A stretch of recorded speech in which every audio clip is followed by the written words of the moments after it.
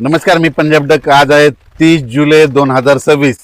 मी म्हटलं होतं ना 30 तारखेला पाऊस चांगला जोरात होईल, तर आज 30 आणि 31 तारखेतल्या सर्व शेतकऱ्याला सांगू इच्छितो, खास करून आमच्या परभणी जिल्ह्यातल्या शेतकऱ्याला सांगू इच्छितो की आज परभणी जिल्ह्यामध्ये दुपारनंतर रात्रीच्या चांगला जोराचा पाऊस, शेतातून पाणी निघणारा पडणार आहे. काही काही ठिकाणी मुसळधार पाऊस पडणार आहे, म्हणून परभणी जिल्ह्यातल्या शेतकऱ्यांनी अंदाज लक्षात घ्यायचा. खास करून सांगायचं झालं तर जे वंचित भाग होता आमचा परभणी जिल्ह्याचा, परळी, वैजनाथ, सोनपेठ, इकडं गंगाखेड, त्या भागामध्ये पूर्णामध्ये आज तिकडल्या पट्ट्यामध्ये मुसळधार पाऊस पडणार आहे, म्हणून हा अंदाज त्या शेतकऱ्यांना लक्षात घ्यायचा. सांगायचं झालं तर बीड जिल्ह्यातल्या शेतकऱ्यांसाठी आनंदाची बातमी. बीड जिल्ह्यात देखील आज ह्या 2 दिवसामध्ये 30-31 तारखेला चांगला जोराचा पाऊस पडणार आहे, म्हणून बीड जिल्ह्यासाठी आनंदाची बातमी. अहिल्यानगर मध्ये देखील जोराचा पाऊस पडणार आहे, म्हणून अंदाज ह्या 2 दिवस लक्षात घ्यायचा, 30 आणि 31 तारखेला. त्याच्यानंतर सोलापूर जिल्ह्यासाठी आनंदाची बातमी. धाराशिव जिल्हा, लातूर जिल्हा आणि सांगली जिल्हा, ह्या 4 जिल्ह्यामध्ये आज देखील म्हणजे 30 आणि 31 तारखेला जोराचा पाऊस पडणार आहे, म्हणून अंदाज त्यांनी देखील लक्षात द्यायचा. त्याच्यानंतर सांगायचं झालं तर जालना जिल्ह्यासाठी आनंदाची बातमी. जालना जिल्ह्यात देखील आज दुपारनंतर शेतातून पाणी बाहेर निघणारा असा ठिकठिकाणी पाऊस पडणार आहे, म्हणून त्यांनी देखील अंदाज लक्षात द्यायचा. त्याच्यानंतर संभाजीनगर जिल्ह्यात जोराचा पाऊस पडणार आहे, म्हणून हा अंदाज लक्षात द्यायचा. पण पूर्व विदर्भ आणि पश्चिम विदर्भ 6-5-11 जिल्ह्यामध्ये वर्धा, नागपूर, भंडारा, गोंदिया, चंद्रपूर, यवतमाळ, वाशिम, हिंगोली, बुलढाणा, अकोला, अमरावती, जळगाव, जामोद, घाटाच्या खाली, रावेर, त्याच्यानंतर पाचोरा, त्याच्यानंतर धुळे, नंदुरबार आणि नाशिक, ह्या पट्ट्यामध्ये आज 30 आणि 31 तारखेला चांगला जोराचा पाऊस पडणार आहे. ठिकठिकाणी मुसळधार पाऊस पडेल, काही ठिकाणी अतिवृष्टी होणार आहे, म्हणून हा अंदाज त्या शेतकऱ्यांनी लक्षात घ्यायचा. त्याच्यानंतर सांगायचं मुंबई कोकणपट्टीचा ते पाऊस सारखा चालू राहणार आहे, म्हणून ते देखील लक्षात घ्यायचं. पण राज्यात मात्र आज देखील म्हणजे नांदेड जिल्हा जोराचा पाऊस पडणार आहे, म्हणून सगळीकडे कोणताच भाग सुटणार नाही, म्हणून नांदेडकरांनी अंदाज लक्षात घ्यायचा. लातूर जिल्ह्यातल्या शेतकऱ्यांनी अंदाज लक्षात घ्यायचा. लातूर जिल्ह्यात देखील या 2 दिवसामध्ये कोणताही भाग वंचित राहणार नाही, म्हणून अंदाज लक्षात घ्यायचा. सोलापूर जिल्ह्यात देखील 30-31 तारखेला देखील सगळीकडे पाऊस पडणार आहे, कोणताच भाग वंचित राहणार नाही, म्हणून अंदाज लक्षात घ्यायचा.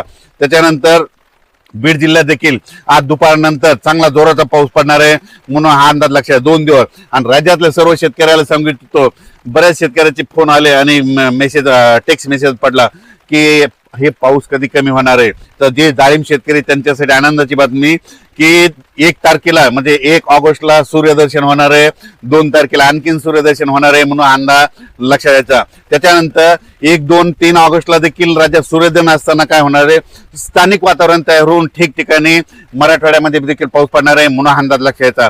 सोलापूर जिल्ह्यात देखील पाऊस पडणार आहे, म्हणून अंदाज लक्षात द्यायचा. लातूर जिल्हा, बीड जिल्हा, जालना जिल्हा, संभाजीनगर आणि विदर्भ ह्या पट्ट्यामध्ये 1, 2, 3 मध्ये स्थानिक वातावरण तयार होऊन 1, 2, 3, 4 ऑगस्ट पर्यंत पाऊस पडणार आहे, म्हणून अंदाज लक्षात घ्यायचा. ज्या जिल्ह्यात अतिवृष्टी होणार आहे, मुसळधार पाऊस पडणार आहे, त्या जिल्ह्यात सांगतो, पण ते संपूर्ण जिल्हा धरणार नाही, फक्त काही भागच धरणार आहे, म्हणून त्याला ते जिल्ह्याचे नाव सांगतो.